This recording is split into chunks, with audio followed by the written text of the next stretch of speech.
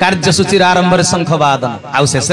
शांति घोषणा ता भितर ठाकुरंकर अनेक प्रणीत विधि विधान सबु विधि विधान गुरुत्व अच्छी सजन वृंद महत्व अच्छी मु आगुरी अनेक थर कही सारी जे पंचविंशति तत्व शरीर निर्माण होईची ईश्वर उपासनार प्रत्येक उपचार रे आमे पंचविंशति तत्व को प्रभु पाद तले समर्पण करूचंदी ए सृष्टि होची तांकर सृष्टिर प्रत्येक ऐश्वर्य विभव वस्तु पदार्थ रे से निजे विद्यमान तांको जिनिस को तांको अर्पण करिवार एहा होची माध्यम तेणु ए उपचार विधि गुडी को पालन करा जाय तांको जिनिस तांको समर्पण करी तांको कर्ता बोली स्वीकार करिवा एहार उद्देश्य आमे संसार रे